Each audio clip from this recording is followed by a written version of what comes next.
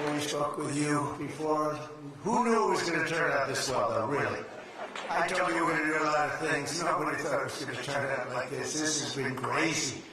But it's a true honor to be back at the Detroit Economic Club with the businessmen and women who are really the economic engine of America. That's what you are. You've become more of that since I've been in, a lot more. Factories and plants were going to close, and now they're going 24 hours. I just Bill Ford, he's running his plant, 150 plant, 24 hours a day, round the clock. It wasn't running that way two years ago, I can tell you. But it's the complex that Ford Motor Company so cherishes. It was a pleasure to see that the crown jewel of Detroit auto industry is what they call it, is still going after 100 years. Can you imagine over 100 years? I especially want to thank the president of the Detroit Economic Club, Steve Lorian. Where's Steve? Steve? Where's Steve? Hi, Steve. Nice looking man. Nice looking guy. And board chair Sandy Pierce. Thank you very much, Sandy. Thank you very much. And we have some very special people here. We have a man who's doing a fantastic job. I get angry at him every once in a while, but very, very seldom, because he's got what it takes. Treasury Secretary Scott Bessent. Scott? Hi, Scott. Hi, Scott. What a good guy. He's got a good pulse, doesn't he? Good pulse of what's going on. Thank you, Scott. He's been great. Michigan House Speaker Matt Hall. Hi, Matt. We did good in Michigan, Matt. We won the whole thing in Michigan, didn't we? 3 times we won. You know that, right? They didn't give us credit the second time, but we won the second time. But we made the last one, Matt, too big to rig. Right? That's what you got. That's the only way you win races in many cases. I got to tell you, it's too bad. I think they should get voter ID. Wouldn't it be nice? The Democrats are totally against voter ID. Who's against voter ID? How can you even campaign? We are against voter ID. How do you not get voter ID? You know what it means, Matt, right? When you're against voter ID, you want to cheat. That's all. There's only one reason you want to cheat, and they do cheat. It's terrible. Michigan Senate Republican leader Eric Nesbitt. Thank you, Eric. Thank you. Look good, Eric. State Senator Jim Ronstadt. Jim, thank you. Thank you. Thank you, Jim. Former Congressman Mike Rogers, who's running for the Senate, and he'll be a great senator.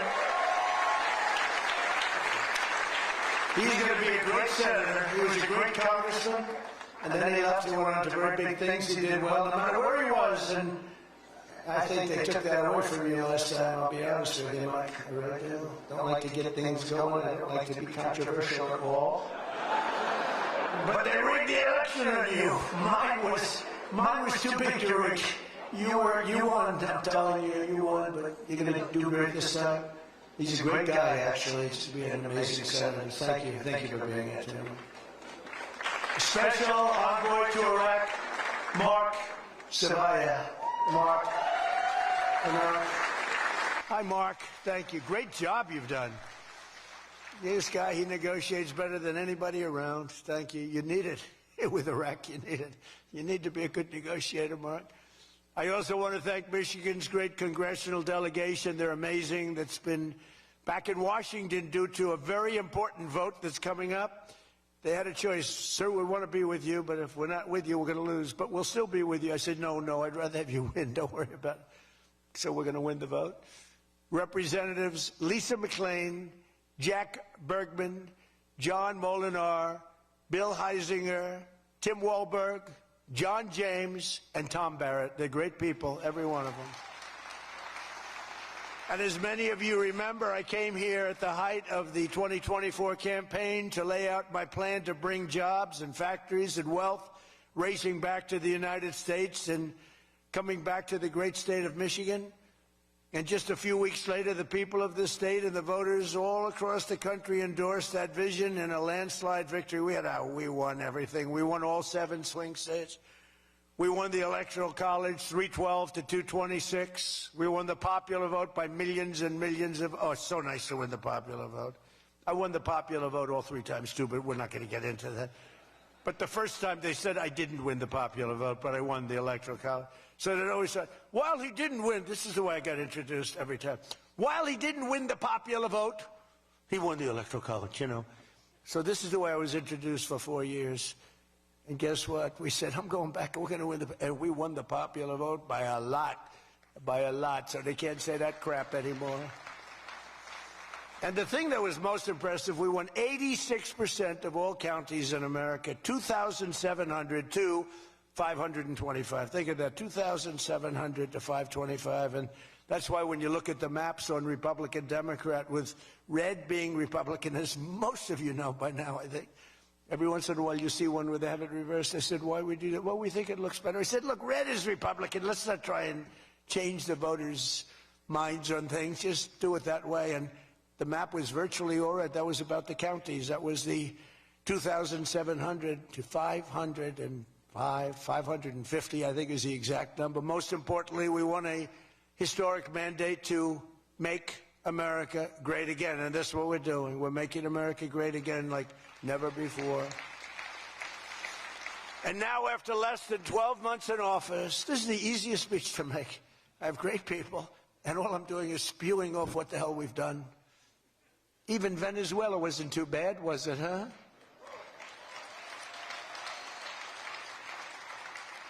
But you have people, Democrats, they say, I don't know if we should have done Venezuela, I don't know. Anybody that says that hates our country, okay? That was as flawless an attack as there has ever been. And they asked us to help them. They have 50 million barrels of oil. They said, take it. It's $5 billion. And we did. We're working with the Venezuelan people and representatives, and it's amazing. But that was an amazing situation. But we did al-Baghdadi, flawless. We did Soleimani, flawless. We did the Iran nuclear attack where we wiped out their nuclear capacity, which would have been very bad. You wouldn't have peace in the Middle East, flawless. We did them all flawless. I want to keep it going that way, too. I like flawless. Think about Jimmy Carter, the great Jimmy Carter, with the helicopters crashing, the hostages all over the place. Remember that one? Think about Sleepy Joe Biden with Afghanistan. What a disaster. The most embarrassing day in the history of our country, in my opinion. Real dope. Now, after less than 12 months in office, I'm back in Michigan to report to you on the strongest and fastest economic turnaround in our country's history. It's really been historic. There's never been, we're not 12 months, we're through 11 months. We've got $18 trillion being invested in our country. The most of any country ever was 3. We're at 18. There's never been anything like this. You are so lucky I allow you into this room to even be with me. I'm kidding. I'm kidding. The fake news will say Donald Trump thinks he's hot stuff. Right now I'm feeling pretty good, though, I will say. Oh, you're so lucky to be here. Under our administration, growth is exploding, productivity is soaring, investment is booming, incomes are rising, inflation is defeated, America is respected again like never before, and other than that, we're not doing that well. Now, think of all those things I just said. Every single, inflation down, growth at an all-time high, stock market every day, 48 days in a row, 48 days during the course of 11 months, we hit a new high on the stock market, all of them. 1 year ago, we were a dead country. Now we are the hottest country anywhere in the world. That was said to me by many leaders. By almost every metric, we have quickly gone from the worst numbers on record to the best and strongest numbers, the most dynamic numbers, and an economy that is far ahead of even my optimistic. I had a very optimistic schedule, I thought. I didn't think it was, but people said it was very optimistic. Turns out to be very pessimistic by compared to what we've done. But we'll go down as the greatest in history, greatest first year in history nobody's ever had, just based on the numbers, based only on the numbers, not based on me, based only on the numbers, because, you know, you get these guys like the governor of California likes to say how well he's doing. California's doing horrendously, but he says how well. We base it on numbers. There's never been numbers like this. Through 4 long years before I took office, crooked Joe Biden and his allies in Congress inflicted the economic nightmare known as stagflation. How many times have you heard the word? We hit it with Joe. We hit everything. What a disaster. Meaning low growth and high inflation. How does that work? Not good. So you have lousy growth and high inflation. In fact, it's the lowest growth ever and the worst inflation in the history of our country. That is really tantamount to not having a good 4 years, right? In other words, Sleepy Joe and the people that ran the auto pen were a complete and total disaster for our nation. They were a disaster for our nation. Had they won the election less than 1 year ago, we would have been, as I've often said, Venezuela on steroids. Now I'm Venezuela's biggest fan. We're working with them, but they came down from a very high number to a disaster, a disaster. And we would have been Venezuela on steroids, and we're bringing Venezuela back, and we're going to be great for Venezuela, great for our country. We're taking in, as I said, millions and millions of barrels of oil, and now they're coming in initially on a daily basis, 50 million, and values of over $5 billion. That's in one day. Just think of it, the biggest ships in the world can take 1 million barrels. The biggest ships in the world take 1 million. We have 50 million barrels. We need 50 of the biggest ships in the world just to get it out. We're bringing it in to be refined. It's an incredible feeling. It's great. Winning is a good thing. We're going to work with Venezuela. We'll make that country very strong again. We'll get oil prices down even further. We have it down at about a 6-year low, 7-year low, but we're going to get it down further. Joe Biden gave us a colossal stagflation catastrophe, but my administration's rapidly and very decisively ended that. We have quickly achieved the exact opposite of stagflation, almost no inflation and super high growth. So we have the highest growth we've ever had. Think of that. The highest growth we've ever had, and we've only been there 11 months. Think of what we can do for the rest of it. But do we have wood around here? I want to knock on a little wood. They have one little, everything's plastic nowadays. It's very tough. Now we have the greatest growth, and we have, inflation way, way down. But we inherited terrible growth, and we inherited the worst inflation in the history of our country. The fake news would say 49 years. So when I say the history, they give me a lot of time, but I believe it's the history. But let's say 49 years. Would you say 49 years is okay, right? It's pretty bad. What do you think, Mr. Senator, Mr. Future Senator? I'd say 49. What sounds worse, 49 years or history? I think 49 years almost sounds worse. Maybe I'll just use it and I won't argue with these people.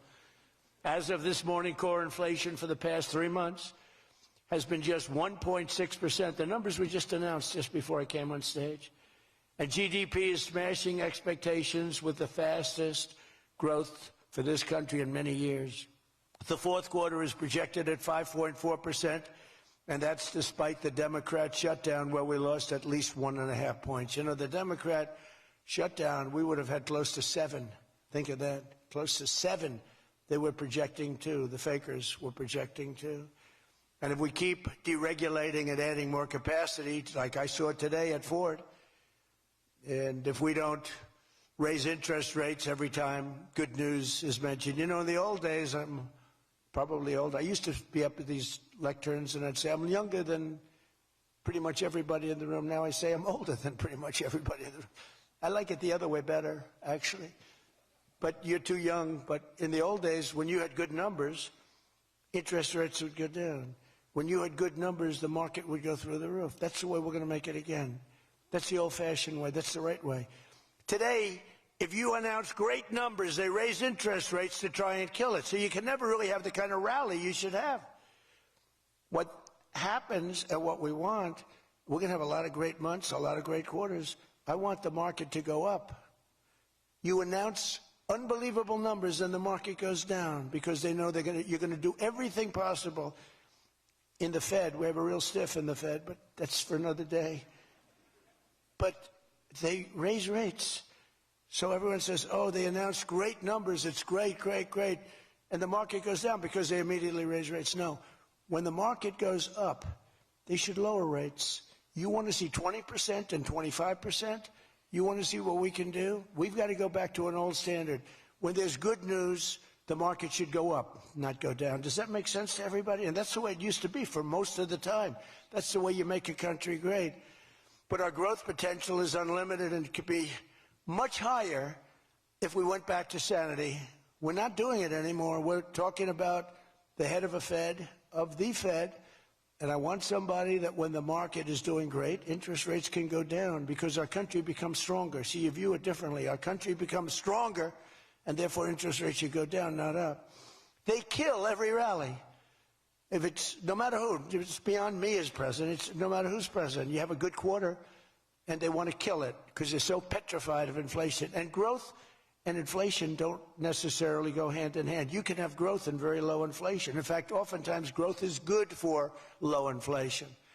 So we're going to work on that, Scott, right? I think we're going to work on that very hard. I mean it so strongly, it's sickening. We announce good numbers and we see the stock market drops 300 points. I say, what the hell is going on?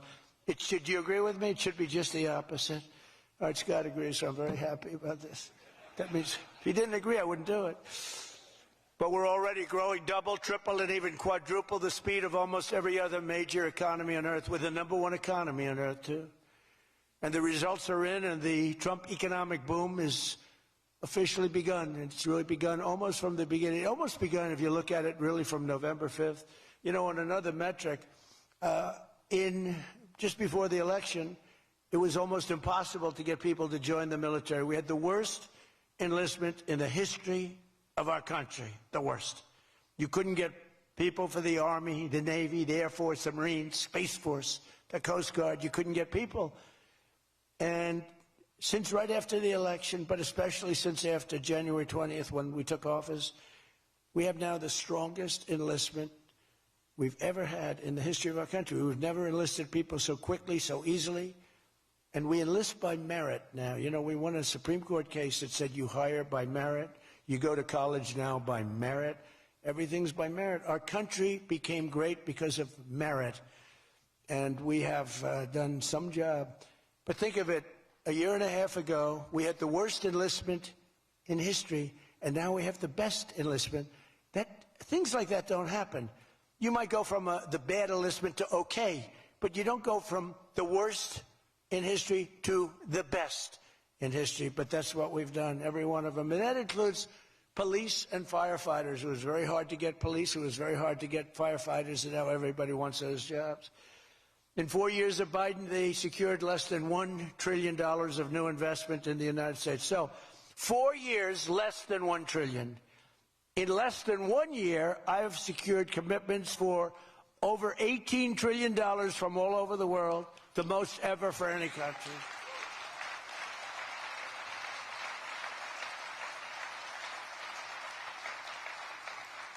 Think of that, though. They did, and I'll tell you what, had she won, it would be a disaster because you were having people leave. You would have not had $1 trillion. You would have had $5 trillion, $10 trillion leaving the country. And your welfare would have doubled. When you look at what's going on in Minnesota, is that a disgrace? Is that a disgrace? But we'll talk about that. Under Biden, we had the highest trade deficit ever recorded, losing more than $1 trillion every single year. How about that? It was killing Michigan, and everywhere else in our country was being absolutely destroyed. But in a matter of months, largely because of tariff income and the election result, we've slashed that gaping trade deficit by, in a short period of time, 62, it just came out, 62%. People are stunned. The fake news back there, look at those cameras rocking and rolling. No, the fake news back there is, they're very upset about it, actually. But they're stunned. They can't believe it. We cut our trade deficit in actually 10 months was when the number came out. We cut it by 62%. It's going to go better than that now.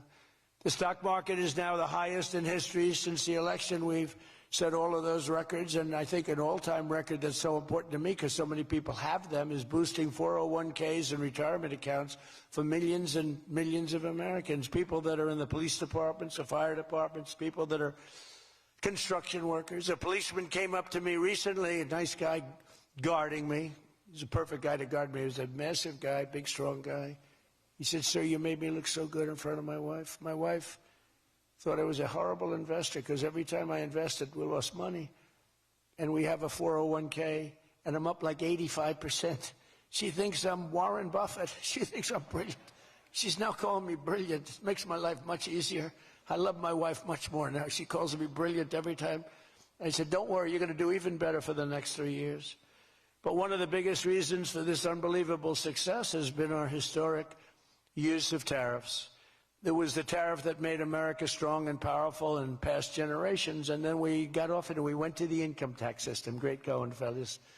You know, we were the strongest in 1887, relatively speaking.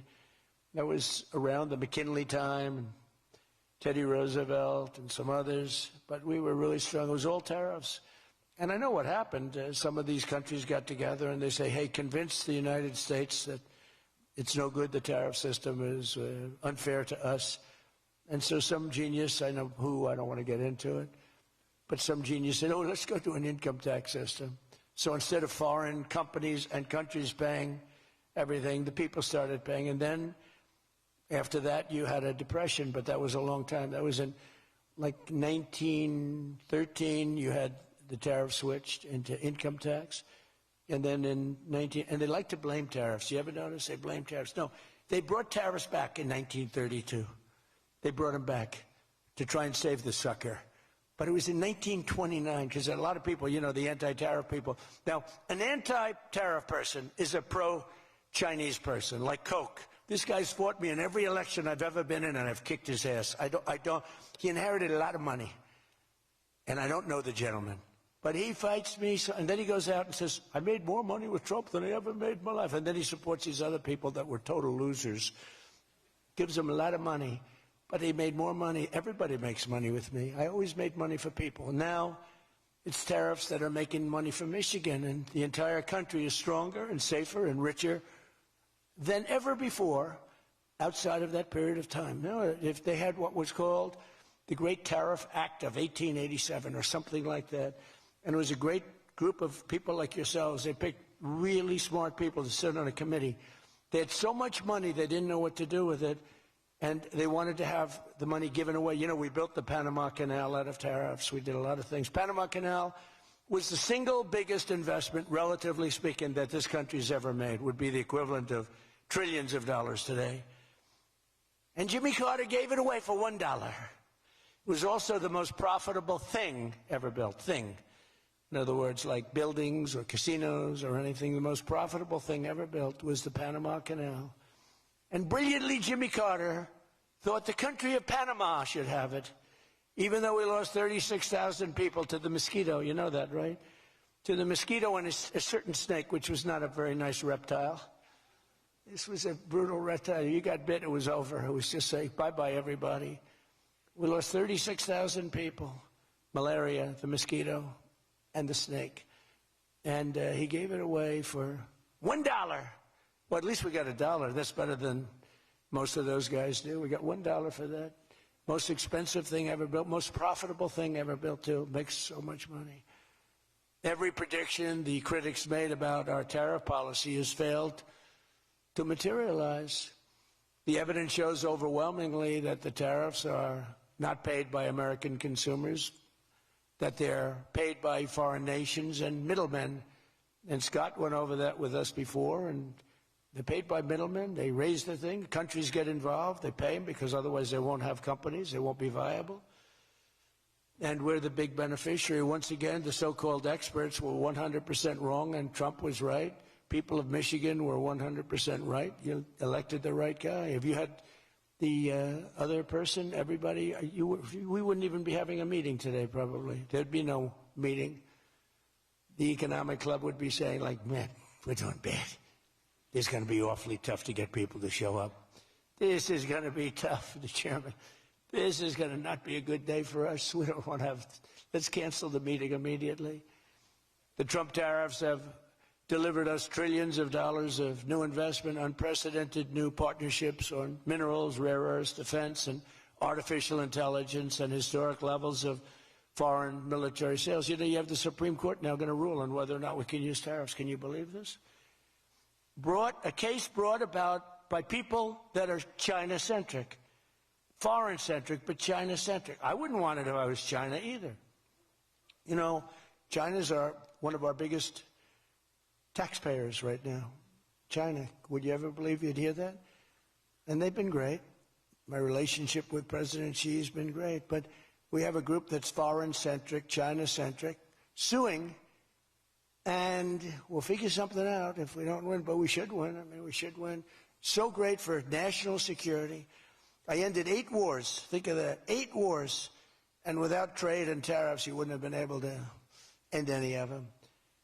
But they brought hundreds of billions of dollars pouring into the United States Treasury, helped curb inflation, and helped cut the federal budget deficit by a staggering 27%, and that's only for a short period of time. The number's much bigger than that when you add in the full year.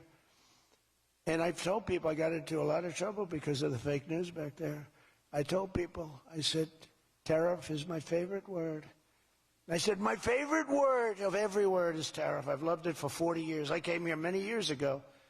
Remember, they said I didn't come here. Then they found out I did. I got an award in Detroit, in Michigan, many years ago, and still have it. They said it never happened. It did happen. Turned out I didn't notice any apology. But all I did was talk about you're losing your car industry. This was long before I ran for politics. They said you're losing. I said, why are you allowing these foreign nations to take your car? You know, you lost 57% of your car industry. The good news is you're getting it back. But I said, why aren't you using tariffs? I've been very consistent, I will tell you that, for years and years. Even as a private businessman, for years I used to, because I get, for whatever reason, a lot of publicity always. I don't know if that's good or bad, but it happens. And I talk about the importance. But I said, recently, I said, tariff is my favorite word in the whole dictionary. There's no word. And I took a lot of heat. They said, what about your wife, your children? What about religion and God? What about Jesus? So I said, all right, it's my 5th favorite word. And since then, I've been fine. They hit me hard, these people, the fake news. They were killing me over tariff. He likes tariff more than his wife, more than religion.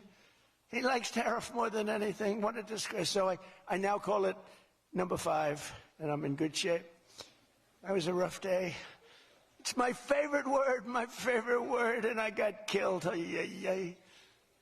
Every word, you know, when you go up here, you take a big chance, especially me, because I go off teleprompter about 80% of the time.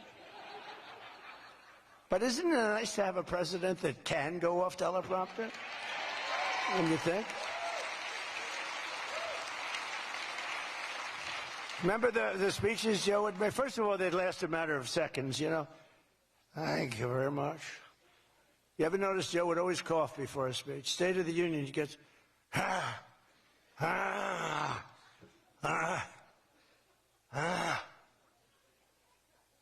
ladies and gentlemen. And then it would be like very short. Although the one time they had him spruced up pretty good, remember, he was high as a kite. He was floating, he was up there way up. That was a bad speech. But, hey, he got through it, you know, he got through it. If you call it getting through, this country was so, can you imagine allowing 25 million people into our country, many of them criminals, many of them murderers? What he did to this country, what they did, because it was the people surrounding that beautiful, resolute desk. But just as I promised you that I've imposed a 25% tariff on all foreign automobiles, I'm standing up for the American auto worker like no president has ever stood up before. You know, those tariffs are keeping the foreign auto workers. Now, if they want to come in and build a plant and hire you and hire your friends and your neighbors, that's great. I love that. Let China come in, let Japan come in. They are. And they'll be building plants, but they're using our labor. U.S. auto factories are now seeing more than $70 billion of new investment. Think of that. They were leaving. They were all going. They were going in the opposite direction. Now they're pouring back. It's the greatest. Nobody's ever seen anything like it. And much of that money is coming right here to the car-making capital of the world, Detroit. You lost, I mean, so many places. Since I took office, Ford has announced it will invest $5 billion across its Michigan and Kentucky plants, creating 4,000 new jobs. GM is moving production of the Chevy Blazer and Equinox from Mexico right back here to America. Right? Is my favorite auto worker here by any chance? You know who I'm talking about. What happens? Where's Brian? Brian. Oh, I see. He made some cash. He's he's been very disloyal to Detroit. We're going to have to. He is such a great guy, right? Man, that guy fought for me when it wasn't the popular thing to do. He fought for me from day one. Well, you tell him I said hello to him, all right? That guy, he got it. 4 years ago, he got it, right at the beginning. He understood it better than anybody, better than the great economists. They had no clue. And Stellantis is investing $13 billion to expand its U.S.-based manufacturing plant by more than 50%. Stellantis doing a good job. Never before has an administration achieved such sweeping and dramatic turnarounds as has taken place just in this very short period of time. I mean, you're talking about 11 months. 11 months and you have a different business. 11 months and you're booming. I just spoke to an AI guy, and that's booming too. You know, we're leading China in AI by a lot. I'm letting them build their own electric plants because people are saying, you know, the amount of electricity they need twice as much as electricity currently in the United States for every other business, home, factory. They need double. So I said, we can't do that. And then I had the idea. When they build these $50 billion plants, I'm going to let them build, and they're already building big electric plants to take care of their plant. And any excess electricity, they'll sell it back to our country. It's an unbelievable, and therefore we're going to build, I think if they really added, you know, you hear how much, and I have great respect for China, but you hear they're building a lot of electricity, but we are too. But we're having it built privately. They're going to own their own electric. They're becoming their own electricity producer. And when they heard this idea, they thought it was great, but they didn't take it seriously because they said it's too good to be true. But then they realized that I was serious. They were getting them 2- and 3-week approvals. They don't have to wait for 20 years before they get rejected. You know, in the old days, they had to wait for 20 years, and then they get rejected at the end of 20 years. Guys would give up their whole career trying to get one approval, and then they get rejected. In every aspect of our agenda, we're putting America first, and nothing will stand in our way. Nothing's going to stand in our way, nothing. So one of our top priorities in this mission is promoting greater affordability. Now, that's a word used by the Democrats. They're the ones that cause the problem. The one thing, they stick together. They don't have some of the people that we have. I don't know, it's a genetic thing. It's something in the blood. We got some real losers, mostly great. But I wouldn't use the name Romney because I'm in his sort of territory, so I would never use that name. But all right, I'll use it. They don't have a Mitt Romney that votes against everything. They don't have a Rand Paul that votes against everything. I got him elected twice. He was a stone-cold loser. I went to Kentucky where I won by a lot. I did a rally for him. Then I did another rally. He won. Then I went the second time. He won. Then he votes against all the time. It's just crazy. I don't get it. Then you have Lisa Murkowski and you have Susan Collins. Disasters. And you had a gentleman from Indiana that I don't believe it, Todd Young, he voted against. And you'd say, why are you voting against? They can't give you an answer. They're unable to give you an answer. It's like, why are they against the attack on Venezuela? They're against the attack after they found out it was the most successful attack, probably the most talented, most brilliant tactically attack that we've had maybe in 100 years.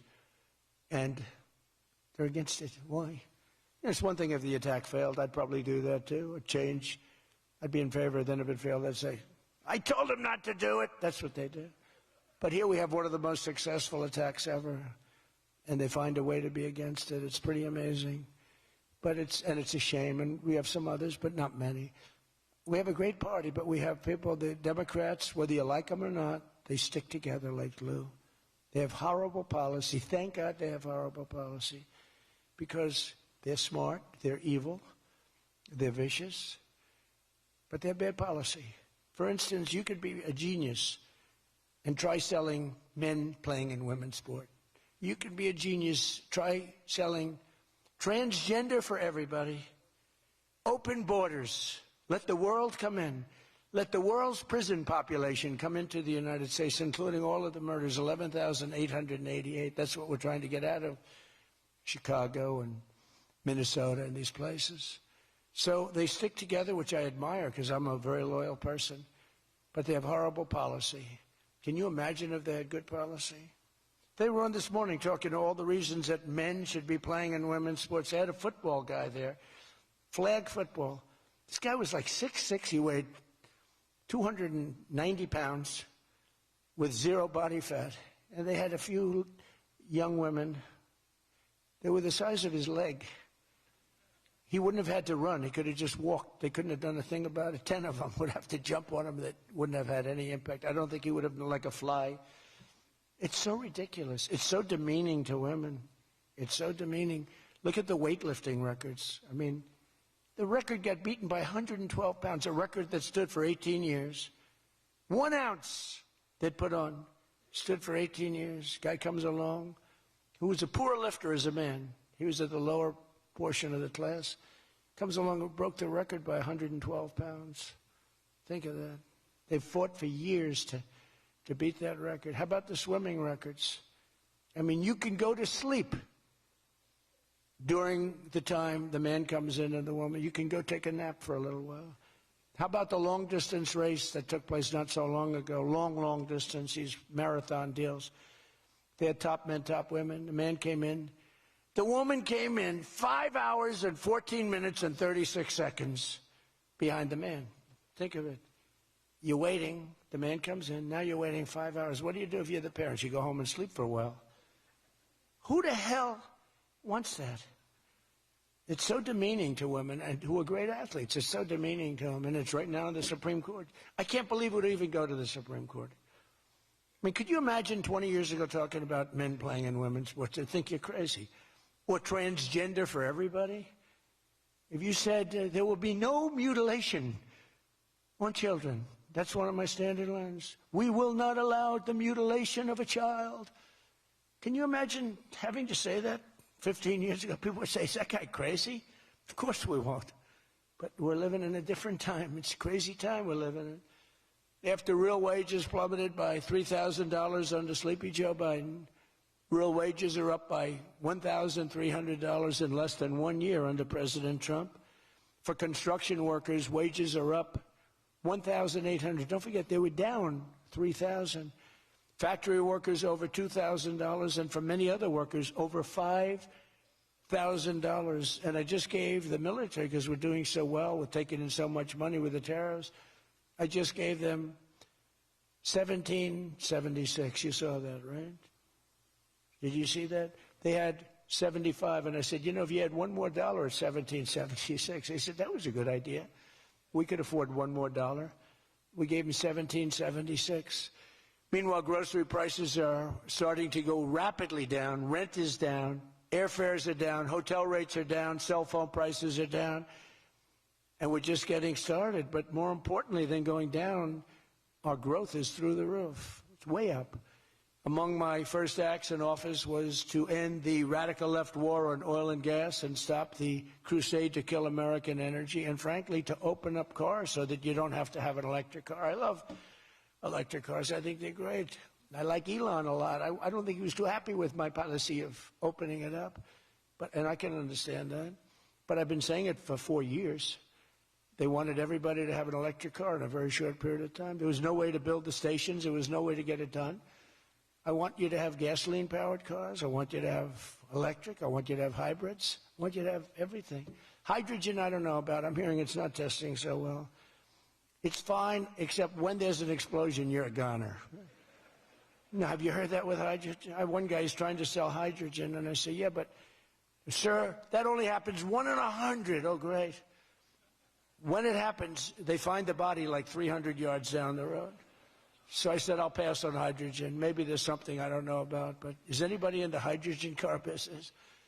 Gasoline is now under $2.50 a gallon in 17 states and under $2 in many places. We have some states it's $1.95, $1.99, $1.97. As we speak, these are gas stations, and think of that. We have gas stations in the Detroit area where you can fill up for less than $2.30 a gallon, whereas 2 years ago it was $4.50, and in many places it was way over $5. Think of that, $2.30. You see it. That's like a massive tax cut, which we gave you under the great big beautiful bill, by the way. No tax on tips, no tax on Social Security, no tax on overtime. And with our extremely successful operation in Venezuela earlier this month, that number soon is going to go lower because we're going to have a lot more energy. We're going to have a lot more, as opposed to a country that's going to be totally shut down. No fuel, no gasoline. And it's, you know, they say it's got more than Saudi Arabia. Who knows? It's got a lot. And by the way, to all Iranian patriots, keep protesting. Take over your institutions if possible. And save the name of the killers and the abusers that are abusing you. You're being very badly abused. If the numbers are right now, I hear 5 different sets of numbers. I hear numbers. Look, 1 death is too much. But I hear much lower numbers, and then I hear much higher numbers. But I say save their names because they'll pay a very big price. And I've canceled all meetings with the Iranian officials until the senseless killing of protesters stops. And all I say to them is help is on its way. You saw that I put tariffs on anybody doing business with Iran. Just went into effect today. And I say make Iran great again. You know, it was a great country until these monsters came in and took it over. And it's all very fragile. What would have happened to us? I'm telling you. If I didn't win this election, what would have happened to us? In the coming weeks, I will be laying out even more plans to help bring back affordability. And again, remember, that's a fake word by Democrats. Prices were too high. They caused the high price. They never want to talk about affordability. They always go, this is an election about affordability. I say, they caused it. But they're good at that stuff. They're good at that stuff. They're fake. And they're good at that stuff. It's an election about high prices that was caused by the Democrats and that I brought down a lot. And remember, when you see energy coming down like I brought it down, and gasoline coming down, that brings everything else down. It's so much bigger than any other factor. When gasoline gets to be $1.99 a gallon, everything comes down. The donuts come down, the truck that delivers the donuts, the stove that makes the donuts, the whole thing, it all comes down. And it's coming down much faster than anybody can even believe. And remember, though, I always say, because, you know, normally when that goes down, the world comes down. That's the bad way of bringing it down. Our growth is through the roof. So I always want to say that whenever I say prices are coming down, but our growth is going way up. 2 beautiful events, the exact opposite of the Biden administration. As part of those efforts at Davos, next week I'm going to provide much more detail about our housing policies so that every American who wants to own a home will be able to afford one. We have some great things happening with housing, as you know. You saw the $200 billion buy-in on bonds and mortgages. This will include a ban on large institutional investors buying up single-family homes all over the country and making it impossible for people to buy a home. And I've also announced that the U.S. government is purchasing $200 billion of mortgage bonds to bring down mortgage rates, and it's had a huge impact. It's already started. And just last week, the average 30-year mortgage dropped below 6% for the first time in many years. It's coming down very rapidly, and that's not with the help of the Fed. If I had the help of the Fed, it would be easier. But that jerk will be gone soon. In addition, I proudly called for the credit card companies to cap interest rates at 10% for 1 year because they're getting 28 and 30% and 32%. And it's unfair. The rates are way too high. To provide further relief to hardworking Americans, we'll also be confronting one of the biggest factors in driving up prices, the monstrosity known as the Unaffordable Care Act. You know what that is, right? It's Obamacare. It's a great name, Unaffordable Care Act. Nope. Did anybody ever think of that one before? It's true. It's the Unaffordable Care Act. Obamacare was a gift to make health insurance companies rich at the expense of the American people. In particular, the so-called enhanced premium tax credits were a corrupt payoff to the insurers, whose stock prices went up more than 1,000% after Obamacare was signed. I want the same money I want it to go directly, very simple. I want the money, those big amounts of money paid for by the government, to go directly to the people so they can buy the health care that's right for them. They can negotiate their own deal, health care savings account, but they'll buy their own health care. And everybody loves it. That's why later this week, I'll announce our health care affordability framework that will reduce premiums for millions of lower drug prices, delivering price transparency and demand honesty and accountability from insurance companies all over the country, all over the world, actually. Healthcare costs will come down very fast with my most favored nation executive order. We're doing most favored nation drug prices. When we would have drug prices stay the same, everybody thought it was great. They're going to be coming down thousands of percents. We're standing up to special interests and slashing prescription drug prices by 300, 400, 500, and even 600% and more. I mean, think of that. On that alone, we should win the midterms in a landslide. I'm doing favored nations. The country that pays the lowest price in the world is the price that we're going to pay. And we got that because of tariffs, because I said to the countries they wouldn't approve it. The drug companies were tough, but they were fine. But they said the countries will never do it because you have a pill that sells for $10, you have to sell it for 20 or 30, so you'd have to double or triple the price of their health care there for prescription drugs. Ours would come down from $130 to $20. Theirs would go from 10 to 20, the world being a bigger place. And it was unbelievable, but the countries wouldn't do it. So I called the countries. I said, if you don't do it, then I'm going to put a tariff on you.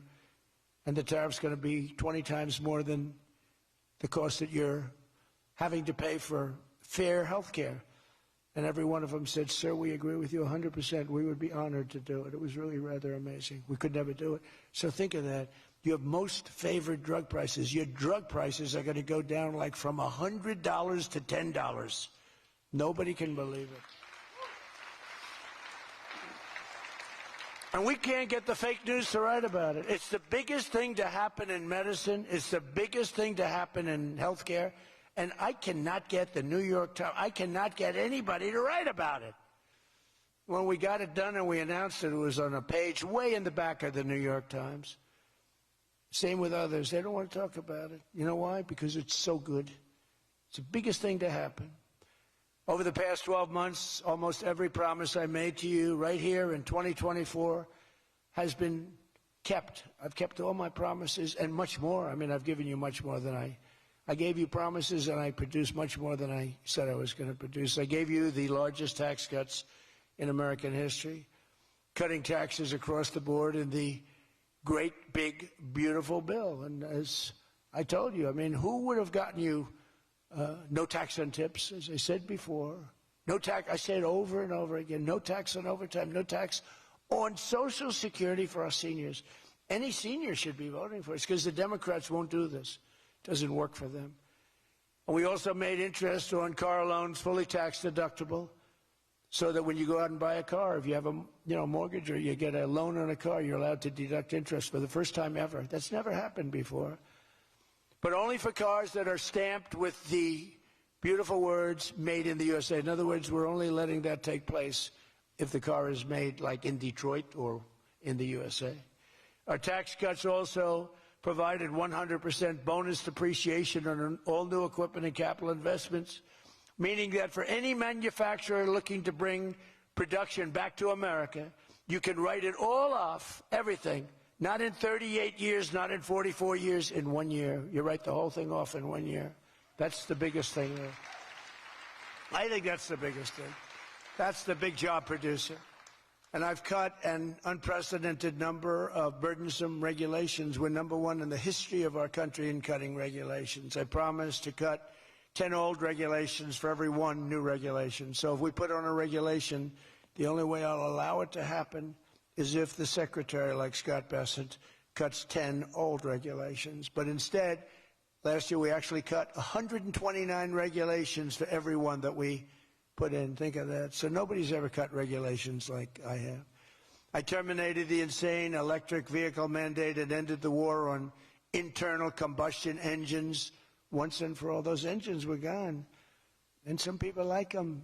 And if they like them, great. And if they like electric, if they like any form of propulsion, any way you want to propel your car is okay, except for a couple of them, as I discussed. So I permanently stopped Joe Biden's ridiculous CAFE standards. You know what the CAFE standards are? They're standards that make it impossible for you to build a car affordably. They make it impossible for a car to really work right. The CAFE standards sound so nice. The CAFE standards, it's environmental standards that are impossible to meet. And we're canceling the EPA's absurd tailpipe emission standard, one of the worst ever. And I revoked the California emissions waiver to stop San Francisco communists from regulating automobiles all over our nation, all over our world. Boy, have I have done so much for the car industry. It's crazy. Nobody thought it was possible to do this. And that's why your industry, and not everybody's in the car industry. How many people are in the car industry in this room, in one way or another? That's a lot, relatively. It's not bad. Another urgent priority for bringing down the cost of living is to stop the colossal fraud that is bleeding American taxpayers absolutely dry. The fraud being committed by the Somali population in Minnesota. Have you heard of them? They're lovely people. Is monumental.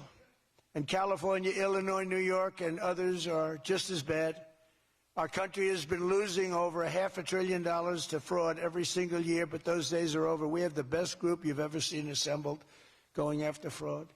In Minnesota, we're cracking down on the Somali scams, ending the brazen and shameless theft of taxpayer dollars. Well, it's going on in Maine, too, with Somalis. You know, and they don't take our ships anymore. You know why? We hit them with the same missile that we used to hit the drug dealers coming in with the boats. You know, we have drugs coming in by sea down 97%. You've seen that? 97%. And we're trying we're really trying hard to find out who the hell is the other 3%. But we have them down 97%. And we're going to start hitting them by land, too. The hard part is done. By sea, nobody's coming. It hasn't been great for the fishing industry, however. Those that have a fishing boat, they're having a hard time getting customers. But you can't have everything. Nobody wants to go on boats. Nobody wants to go like 25 miles an hour. When you see a boat with 5 engines on the back of it going 65 miles an hour, and it's loaded up with hundreds of bags that you see cellophane with white, typically it's not fishing.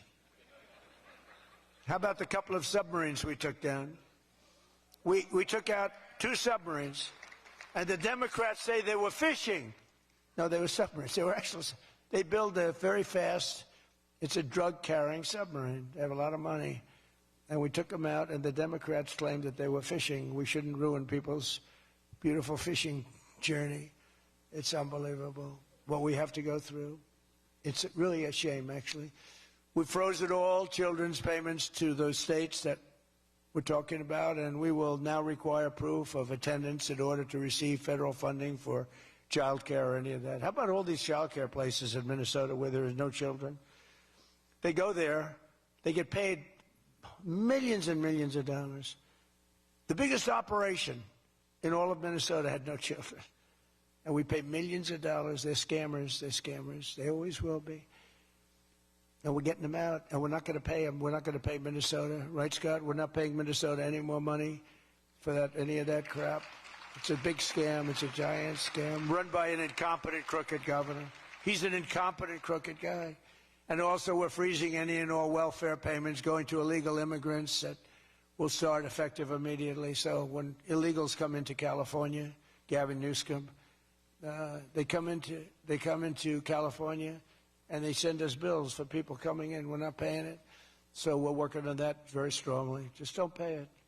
As Nancy Reagan would say, just say no. You remember Nancy Reagan? Just say no to drugs.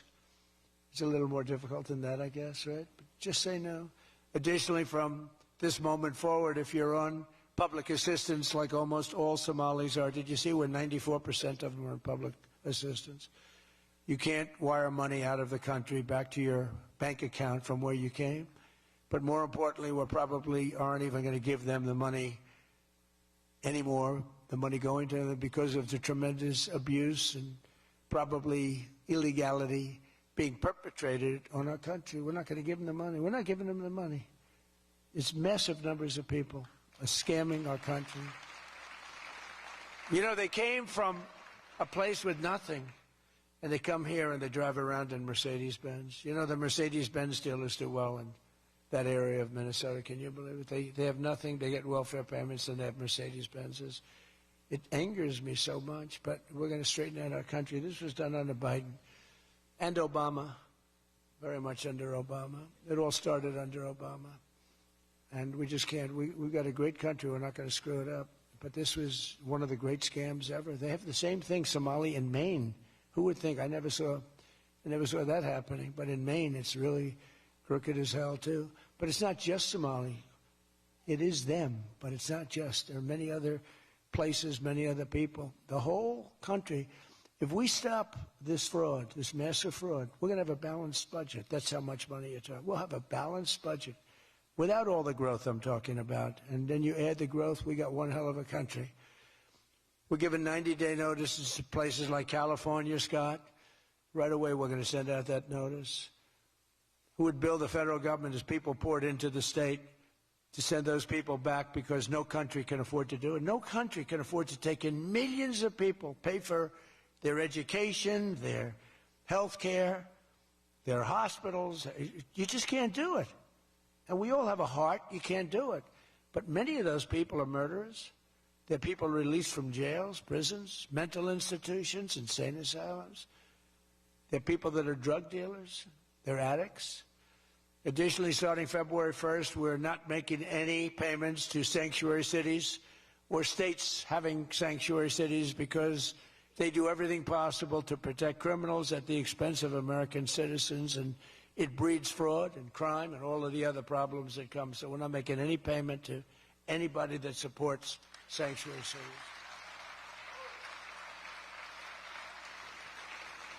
We have also suspended nearly 8,000 SBA loans, Small Business Association loans, to suspected scammers in Minnesota, of which there are many. It's a great state. It was a great state. Now it's getting destroyed by that stupid governor. What a stupid guy he is. But he's a crook. I mean, he's an incompetent guy, but he's a crook. He allowed this to go. You can't have corruption on a scale that nobody's ever seen before, and you're sitting as a governor and you don't know what's going on. It's impossible, even though he's a stupid guy. We're investigating large-scale visa fraud, and the Department of Justice has already charged nearly 100 people in criminal conspiracies in Minnesota. They're all over the place. Last week, we announced that I'm creating a brand-new division at the Department of Justice, a legal strike force led by a really tough, smart new Attorney General for fraud. He's a fantastic young guy. He's so impassioned to do this properly. We intend to imprison any fraudster, politician, or public official involved in these sick plots to loot and pillage our country. Think of that Ilan Omar. She lives in Somalia.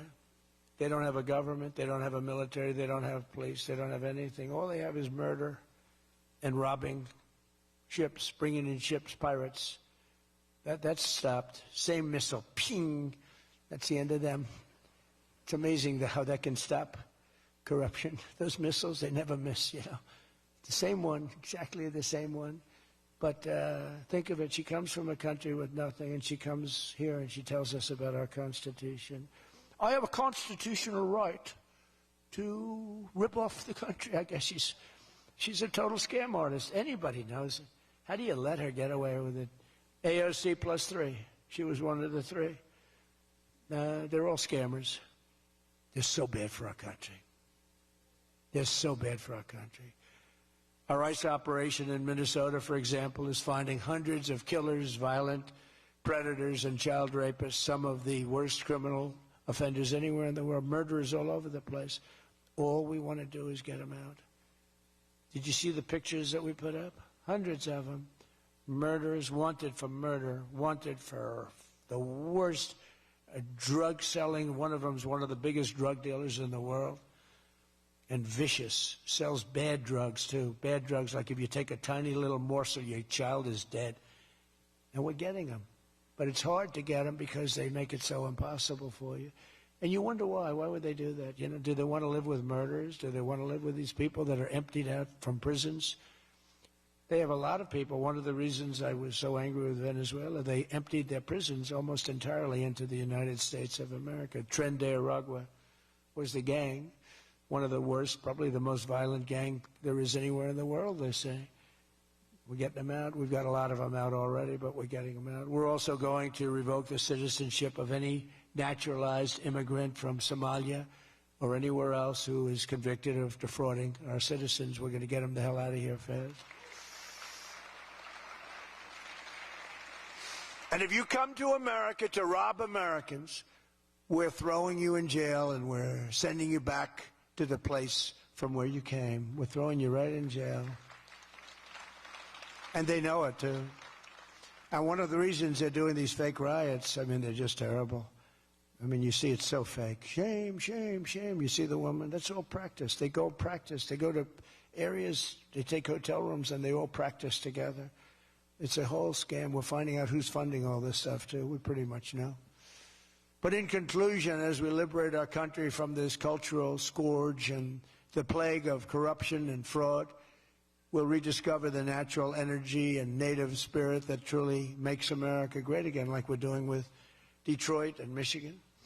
If we get rid of fraud and do our job properly on the trillions that are being extorted out of our country from corrupt and incompetent governors like Gavin Newsom, J.B. Pritzker, and Tim Walz, we will very soon have a balanced budget, and that's the kind of money that we're talking about. We're talking about massive amounts of money.